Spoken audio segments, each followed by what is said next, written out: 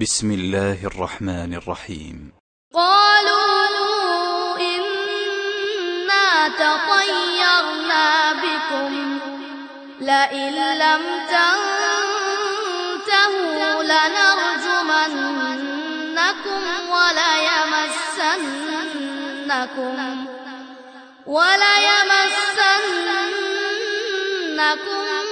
मिन्ना अज़ाबुन अलीम। क़ालू ताइरुकुम मअकुम अइन ज़ुक्किरतुम बल अंतुम क़ौमुम मुस्रिफून। बिस्मिल्लाहिर्रहमानिर्रहीम। अल्हम्दुलिल्लाहि रब्बिल आलमीन वस्सलातु वस्सलामु अला अशरफिल अंबिया वल मुरसलीन नबीना मुहम्मद व आलिहि व सहबिहि अजमईन। अल्लाहुम्मा अन्फ़अना बिमा अल्लमतना वअल्लिमना मा यनफ़अुना वज़िदना इल्मा। अऊज़ु बिल्लाहि मिनश शैतानिर रजीम। क़ालू इन्ना ततय्यरना बिकुम लइन लम तंतहू लनरजुमन्नकुम वलयमस्सन्नकुम मिन्ना अज़ाबुन अलीम। वो कहने लगे कि हमने तुमसे बुरा शुगुन लिया है,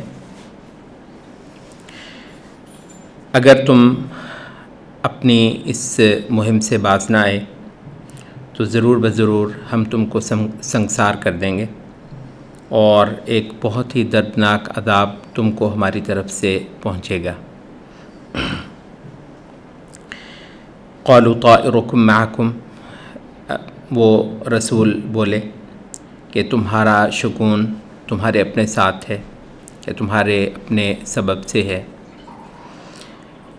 क्या महज इसलिए तुम भड़क उठे हो कि तुम्हें एक बात की नसीहत की गई है? असल बात यह है कि तुम लोग हद से ही गुज़र जाने वाले हो। यहाँ एक बहुत बड़ा मबहस आता है जो बिलुमूम हमारे नेक हज़रात सूरत यासीन की तिलावत करते हुए, क्योंकि सूरत यासीन महज एक नेकी और एक अजर के लिए कर दी जाती है, और बिलुमूम तो आपको पता है सूरत यासीन जिंदों के लिए है ही नहीं, वैसे ही मुर्दों के लिए है और इसाले सवाब और इस तरह के आमाल के लिए है। वो बहुत बड़ा मबहस है इस्लाम और जाहिलियत के ताल्लुक़ की नौइयत। इसके साथ ही फिर एक और मबहस जुड़ा है, और वो ये है कि वो इबादत जो अल्लाह को मतलूब है इंसानों से रूए ज़मीन पर, उसकी भी नौइयत। अब ये एक बहुत बड़ा मसला है कि हमारे बहुत सारे इबादत गुज़ार जिस तरीक़े से इबादत करते हैं, रमज़ान आता है और रमज़ान में भी जो एक नेकी और इबादत और रियाज़त का एक माहौल बनाया जाता है, उसके अंदर वो बिल्कुल वो बात रूपोश होती है कि ये कौन सी इबादत है कि अल्लाह के लिए दुश्मनी करना बाकायदा इबादत हो अल्लाह की, अल्लाह के लिए दोस्ती करना, अल्लाह के लिए टूटना, अल्लाह के लिए जुड़ना, ये जो इबादत की किस्म है ये क्यों हमारे बयानिया से सिरे से गायब है। और ये है कि जी अल्लाह अल्लाह करो, अल्लाह अल्लाह करो, नेकी करो, खैरात करो, सदका करो। बिलाशुबा नेकी, खैरात, सदका अल्लाह रब्बुल इज़्ज़त, लेकिन वो पैकेज तो पूरा पैकेज है ना। वो इबादत तो अल्लाह को बनी नौए इंसान से रूए ज़मीन पर मकसूद है। ये चंद दिन की वो इबादत है, एक इंसान आता है और कुछ ही दिनों के बाद वो इस जहान से चला जाता है। तो क्या वाक़अतन खुदा को इससे नमाज़ें ही पढ़वानी हैं और महज नमाज़ें पढ़वाना उसका मकसद है कि बस ये कर लिया तो ये उस पूरे प्रोग्राम के अंदर ये कामयाब हो गया और उसने वो हक़ अदा कर दिया जिसके लिए इसको पैदा किया गया था और जिसके लिए ज़मीन आसमान की तख्लीक़ हुई, अम्बिया का सिलसिला चला, वो बड़े बड़े इंतज़ामात, वो बड़े बड़े उन्वानात जो हमें आसमानी सहीफ़ों के अंदर, अब देखिए पहले ही आसमानी सहीफ़े तो हमारे पास हैं ही नहीं ना। तो एक आसमानी सहीफ़ा मुस्तनद तरीन सूरत में हमारे पास मौजूद है। बहुत ज़रूरी है कि उसके अंदर जो बहुत तकरार के साथ जो मज़ामीन आए हैं उन मज़ामीन को समझा और देखा जाए और उनकी रोशनी में उस इबादत का, उस रियाजत का, उस बंदगी का तयन किया जाए जो हमसे मतलूब है। और इंशाअल्लाह इसको करने के बाद हम यकीन रखते हैं कि अल्लाह रब्बुल इज़्ज़त ज़रूर बज़रूर हमें सुरखरू लोगों में शुमार फरमा लेगा। अच्छा, तो इस पे मोहम्मद कुतुब कहते हैं कि जाहिलियत, कुरान मजीद ने जा बजा जो क़िस्से बयान किए हैं, और वैसे अगर आप देखा जाए तो कई सारे लोगों ने कहा शायद कुरान मजीद का 1/3 है क़िस्से, यानी कोई ऐसा नहीं है कि कहीं कहीं अक्सरों बेशतर सूरत यासीन बड़ी छोटी सूरतों में से एक सूरत है और उसके अंदर भी एक बाकायदा क़िस्सा जो है वो बयान किया गया है। अच्छा, वो कहते हैं कि वो जो क़िस्से बयान किए गए हैं वो सारे के सारे आप पूरा जायज़ा ले लीजिए, मुसलसल एक कशमकश है, कशमकश है। एक अहले हक़ आते हैं, अल्लाह की इबादत की बात करते हैं और जिन जिन की इबादत हो रही है ज़मीन पर उनकी इबादत को बातिल कहते हैं। वो तमाम तसव्वुरात, वो तौर तरीक़े, वो रस्म रवाज दस्तूर जो अहले ज़मीन ने ख़ुद बना दिए हैं उनको चैलेंज किया जाता है और उनके मुकाबले पर हिदायत को इबादत बनाकर, अल्लाह की हिदायत, अल्लाह का दस्तूर इख्तियार करना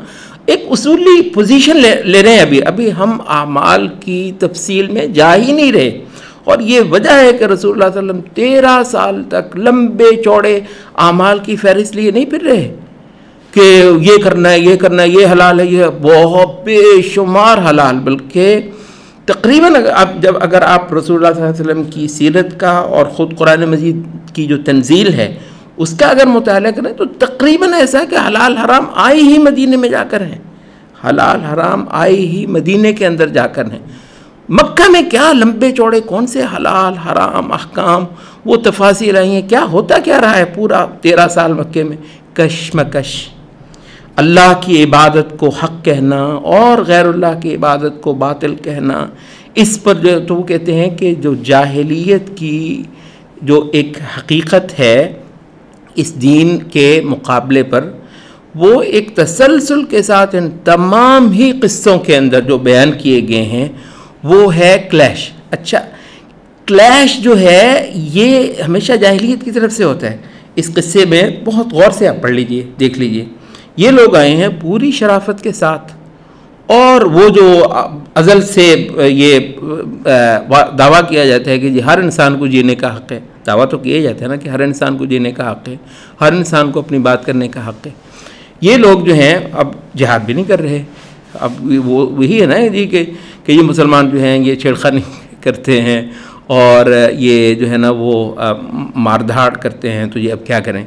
अब मारधाड़ भी नहीं हो रही है। मोहम्मद कुतुब कहते हैं इस पर आप बगौर वो करें। आपको मालूम है कि मूसा अलैहिस्सलाम तक जिहाद सिरे से नहीं हुआ, जिहाद सिरे से हुआ ही नहीं है।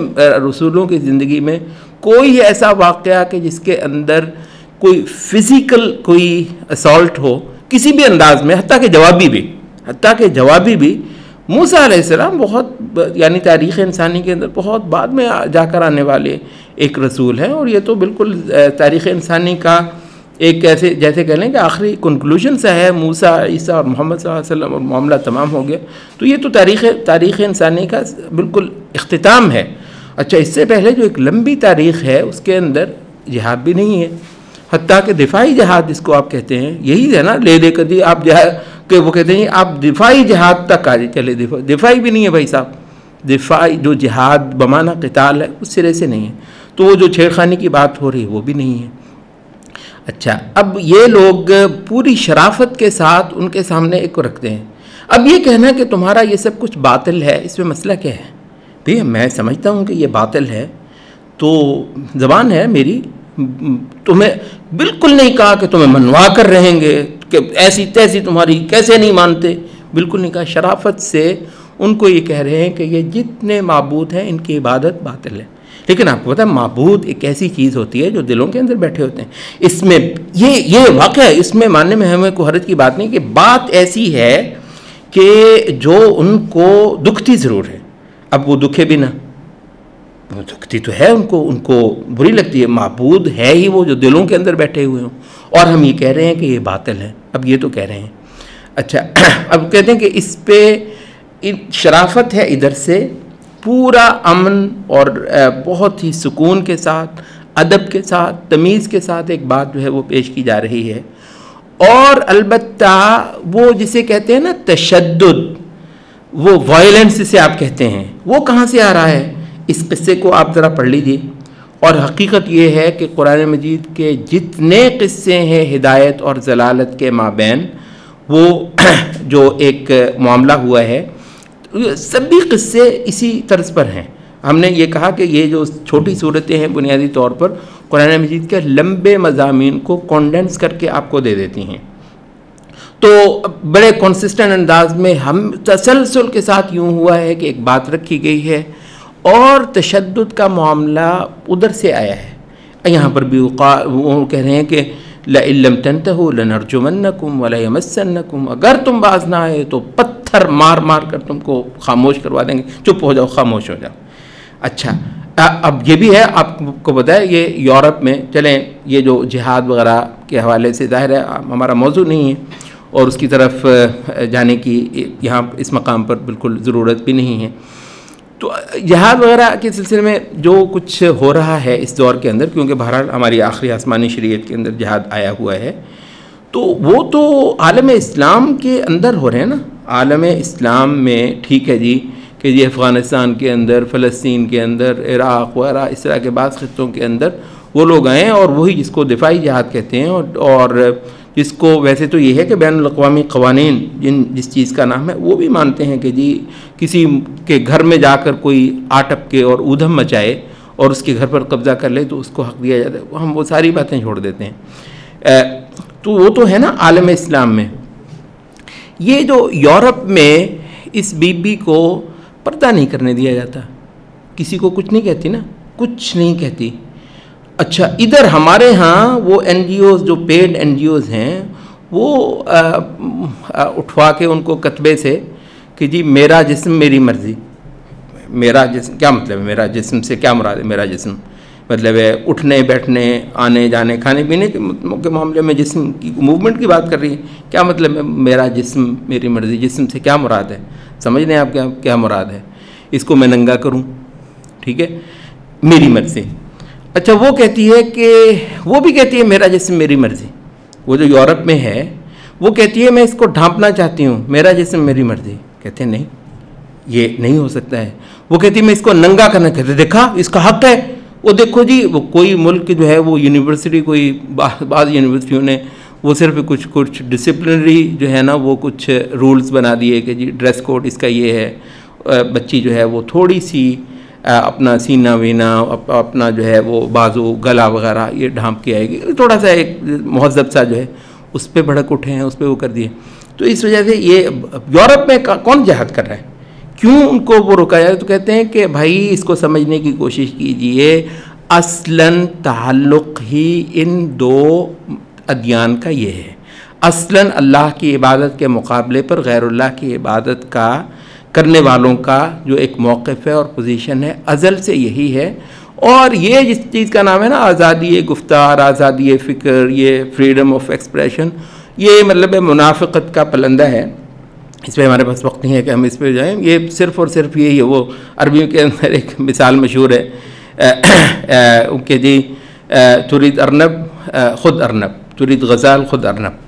वो कहते हैं कि भाई खरगोश लेना है तो लो खरगोश, मैं तो बिल्कुल आज़ादी का कायल हूँ, खरगोश लेना है खरगोश लो, हिरन लेना है खरगोश लो, तो बिल्कुल आज़ादी है, पूरी तरह आज़ादी है। तो ये अरबों की डिक्टेटरशिप के हवाले से उन्होंने जो है वो एक वो बनाया हुआ, ये मिसाल बनाई हुई है।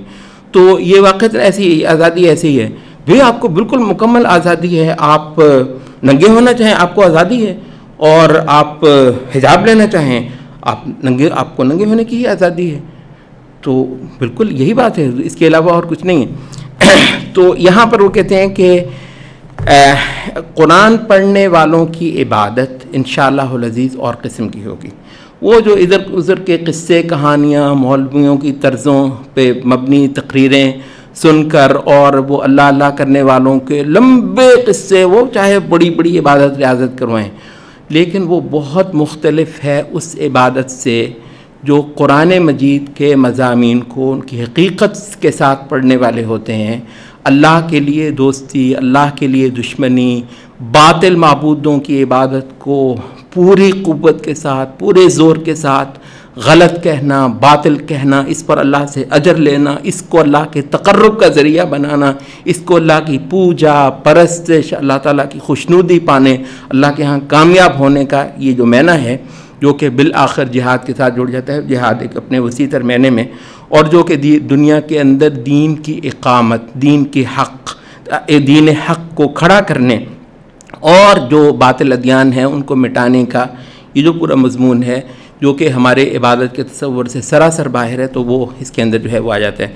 तो ये एक मबहस था जो इन क़िस्सों के अंदर लामहला आता है, तो हमने इस मकाम पर उसको आज बयान कर दिया। क़ुल क़ौली हज़ा वस्तग़फ़िरुल्लाह।